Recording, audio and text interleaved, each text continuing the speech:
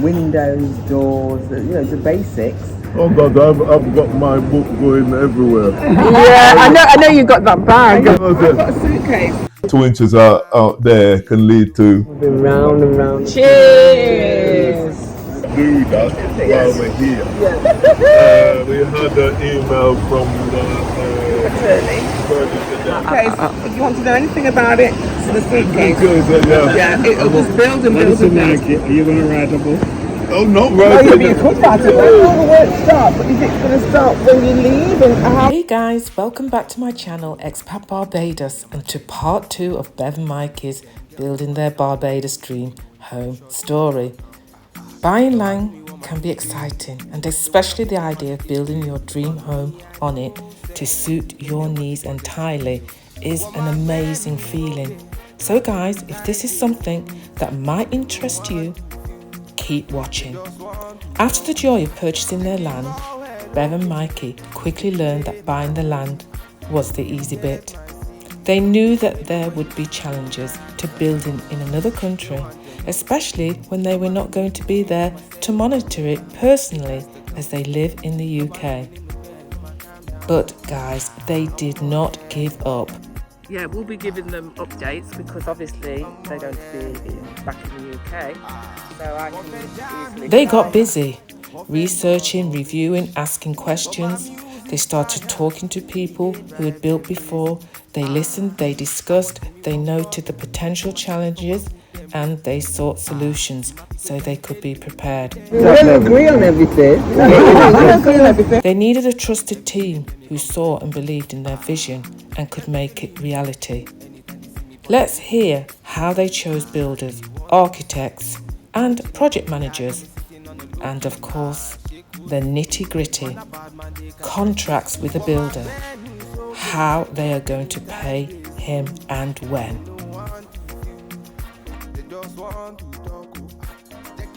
Floor plans, electric plans, roof plans. We had to find draftsmen. I had an idea about it, and you'll go, oh my God. Oh God.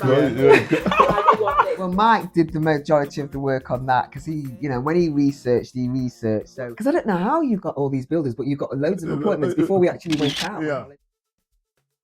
I asked a couple of people, and then I went on loads of different sites and looked at builders in Barbados. You get the usual big firm ones, but I was looking at more, not smaller builders, but more moderate builders, and looking at their reviews and their recommendations. And then I was asking yourselves and other people who they dealt with, who they recommended. I had a friend, found out a friend had built a house over there some time ago. So I was asking all of them. He told me that his cousin out there was also having one built at the time. So I was getting all these people, taking all the names, emailing them, and setting up the appointments for when we came out there. I think the day we got out there the evening, the next morning we had 3 appointments that were set up with builders. I also contacted architects as well. Some recommended, some that were online, one that was the original architect of the place that we'd bought. So tell us then, Mikey, why did you look at an architect? Because some people say, why do we need an architect? Well, I can't build a house. I can't build a house. I can say I want the wall there, but there's a lot to it, as we've found out. Yeah, so you need a draftsman Definitely. or architect. You have to. I think it's really important that you stress that, you see, because people just think you just need a builder. Yeah. No. And I'm seeing examples when you go into a house where they didn't have, it was a friend who was a builder. And they had an idea of what the house wanted to be like, but they didn't actually have necessarily a plan. No, I've an architect that he can draw the plans. Bev has been on these plans day in day out. No, I don't fancy them plugs there. I want them there. It's the little things that make a house a home. And functioning. There's no point. Somebody can build your house and then you find you've got only 1 plug in the kitchen where you want 6 or 7. Stuff like that. So you know exactly where things are going, exactly how you want it. So no, have to architect. And things like, simple things like, because we're coming from UK, we're going to be taking UK appliances. We want UK sockets. Sockets. So they'll put them both. And that's good actually to actually share that, because I've got both, and it is actually really important because it means you can bring your things, you know, your fridge, your freeze and things like that, which saves you having to buy those things again. And to be honest, those things can be very expensive. Gosh, yes. Which we noted when we were out there, when we went around. Because obviously when you're buying a house, you know, you don't necessarily have that. I was lucky to have that. But if you're building, you want to make sure you've got everything you want. I interviewed six builders. Got it down to about 3. Yeah. There was 3. I mean, we saw quite an array of builders. We saw the cheapest who promised the earth, and you knew it was ridiculous. But I think from the first day when we interviewed about 3, and we were asking them, I think our thing, because we had the foundations, we wanted to know how it was going to work with the foundations. And everybody was gave us a different plan. Yeah. So, but we learnt, didn't we? Well, they were giving us a different plan, so that when the next person came, we wanted to say, okay, what are you going to say? We'd already got an idea, so we were then thinking where they were coming from. And I think the guy that was the cheapest, I can't remember, but it was just ridiculous what he was saying. Yeah, and then what we also did was, after we interviewed them, I asked them to take me to some of the builds, what they've done. Yes. So, because they can tell me anything. Yes. I wanted to see the work. Yes. I wanted to see their finishes, because it's little things. I've been in houses over there where the plugs aren't straight, they're not slightly twisted, or the light switch isn't put on straight. And I'm thinking the finishes as well. It's them little things, and I'm thinking, no, if that's your standard of work. And I also saw some YouTube films where there was a couple of builders that said, oh, if it's a couple of inches out, we don't mind that. And I'm thinking, no, I want somebody that's on the button, because I'm in that trade anyway, and I know that them little things, 2 inches out there can lead to a foot out at the other end. So I wanted somebody that was on the board. You need accuracy. Yeah. And I also felt they had to respect me as a female, where I was coming from. So that sort of, I was looking at that with builders, because I mean, it's a man's world, isn't it? So they're going to direct themselves to Mikey, where the ones the two that we were toying between, both of those spoke to me as well. Looked at my take on things and sort of respected where I was coming from, isn't it? Both of them, and it was really hard to make that decision, wasn't it? It was hard to make the final decision. What made it was because the architect had worked with one of the builders. So that made a decision easier, to know that they'd worked together, and the architect was happy with the work what this builder had done. Yeah. And it was a bit cheap as well. Yeah, it was. Well, no, they're both sort of working out okay to begin with, but then when I was adding on the little bits that I wanted, it started to become a bit more expensive. So.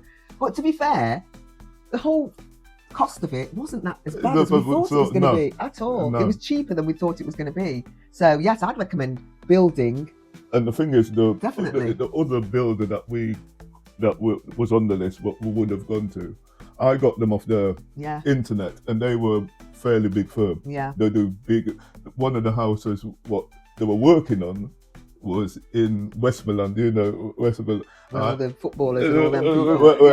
And it had with an infinity pool and everything. It was something else. But it was quite happy coming down and talking to us and doing anything to fulfill our needs as well. Yeah. But it just shows you then. I mean, it gives people a lot of hope, actually. I think it's very positive what you're saying. So, guys, if you're looking to build, you know, I would look at it. It's worth really thinking about. You'll get what you want. What you want at a good price, I think. If you've got the time. We're not millionaires, you know what I mean? We both work and have worked majority of our lives. So if we can do that, you know what I mean? It's definitely worth looking at building, I think, building a house. How are we going to watch this build? We're all the way in the UK. How are we going to see how our home is progressing? And it was the way they said, well, yeah, we do this all the time. We've got clients all over, in America or whatever. Yeah. This is how we keep in contact. He had one that he was doing one with in Canada. Yeah. So he said, I'll FaceTime, I'll walk you around the property, and each thing, every time we go through a milestone, you'll see.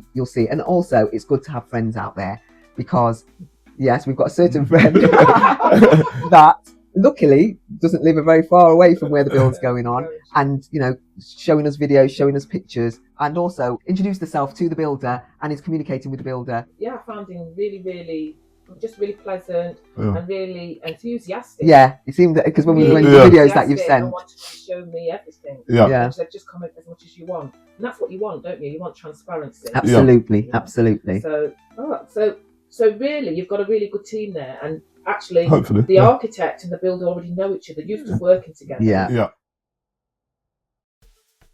Who is your project manager? It's the architect, yes, and he's a stickler. Oh gosh, yeah. He's an absolute stickler. He will not budge on it. No, you got to have it this, and he's because planning says this and planning says that and so on. So yeah. So guys, it is important you see that you have a project manager and the architect can do that. Yeah. And like you say, you need that kind of person, because no doubt there'll be times when you'll say to the builder, "Stop! No, this shouldn't be there. This needs to be." And here. that's and what that's really doing what we yeah. desire. Yeah. So what you're saying is that the architect, the project manager, is your eyes. Yes. Yeah. Yeah. Yeah. And as much as I can go round or other friends can go round, we don't really have that professional insight. Yes, we can say this looks good, that looks right, but the architect, the project manager, is the one who's going to check, like you said, the accuracy of everything.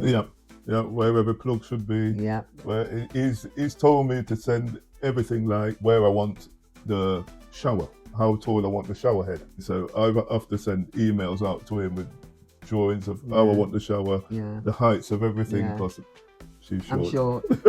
You know what I mean? Where exactly I want the sockets, low level, high level, where do I want the British ones, where do I want the Barbados ones, so stuff like that. So that's important for people to know, that it is something that you need to be involved in that you've got to give them the information. Yeah. Yes. Yeah. So you've got your bit of homework to think and decide how you want things. We went to a lady's house that used the architect, and there were certain things that she wished she had done and they hadn't done, and she was having to do these little bits after and that little bit after. And that build seemed to be going on forever, isn't it? Yeah. It was. Yeah, when she said, "Oh, it's been doing for how many years?" Yeah. And I'm thinking, good gosh. And we've been told with our 6 to 8 months, and I reckon it'll be the 6. Yeah, and that is key turn, ready, go in. It's done. It's yours. Yeah.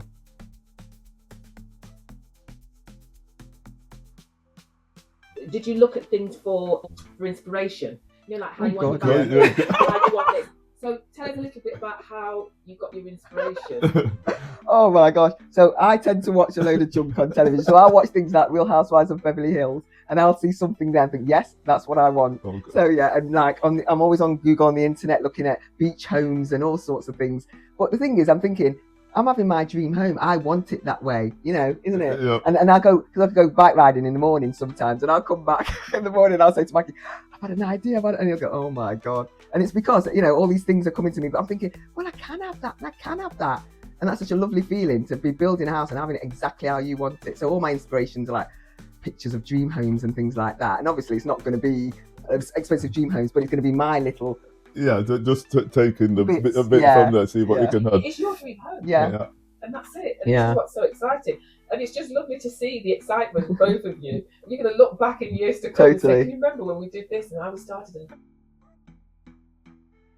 I think, to be fair, it was overwhelming to start with, wasn't it? I remember you saying that. Yeah, but now it's exciting now. It's just little things I'm thinking about, like the lights outside the front door for when you're coming in at night time. You want sensor lighting, so when you come to the door, you know what I mean? It lights up, so you can... Just little things like that. I can have my little island in the kitchen. Yeah. You know what I mean? Where do we want the USB plugs and stuff like that? It's them little things that you start thinking of. What do we need? Where do we need it? So did you have to update the plan? The actual structure, we didn't change. It's just a little bits. The architect sent us all the plans, and he sent us loads of plans, floor plans, electric plans, roof plans, all sorts of different plans, which, you'd think is daunting, but the way he did it, Mike comes from that type of world anyway, because you did technical drawing and all that, so you understand all that stuff. I don't, but his plans were so easy to follow, and because we did FaceTiming and that sort of thing, he took us into it. He was able to show us, and he moved things around, so it was really easy to understand. So it's like, there was a room that because we're having solar panel in, we've got to have a little electric room on the outside, and I had the window, and I thought, well, I don't want to see it, it's in my eye line. And me and Mike were there discussing it, and Mike was saying, well, you're going to have to, you have to. And I was there discussing it and with him. Yeah, because I was and then saying he just I would put the trellis yeah, on just to hide it. And And then he just came up with that, well, we'll just move the window right across there, and you put your AC over there. But we were there as if we were in the house watching it, because he was moving it all around on his drawings on the internet. Yeah, so it was really good. plans. As we changed our minds, the plans got changed and he accommodated what we wanted. So yeah, I'm so pleased we got an architect. I don't know how we would have done it without. I really don't. When it comes to the builder, the architect, the draftsman, how does all this work? Because obviously you've been given a timeline for things to be completed, and you often hear people say, well, it doesn't get completed on time, and then they're worried about giving all the money, and then you paid all this money and then they still want more money on top of it. How do you keep control of that? With our builder, we set up a contract. We both looked for it. He had a standard contract, but then we adapted certain things on it to suit both parties, to do with certain parts of the build. And then we split it. He splits it into 3 parts: first fix, second fix, finished build. So what you do, you send up a third of what your total would be, or a part of the third of what your total will be. We hold back 10%. Now, once he has completed the first fix, which might be putting up the walls, putting all the drainage in, and this is all checked by the architect, he signs it off. When he's happy with that, he signs it off. We give him the extra 10% which was deducted from that third, and then we will send him the second part of his payment. He does not get the second part of the payment until the first part is totally finished and signed off. With minus the 10%. Minus the 10%. But we also take 10% off the second part, and it goes through to the third part, which is you also withdraw 10%, which is held back, and you also have till completion. And once completion is done, you also have a time period, which it doesn't get it for, which there are which in Britain we call snagging.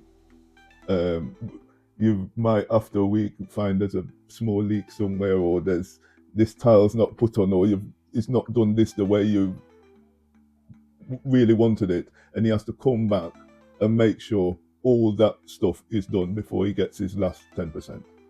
And that can be over 6 months. Yeah, and that is a 6 month period.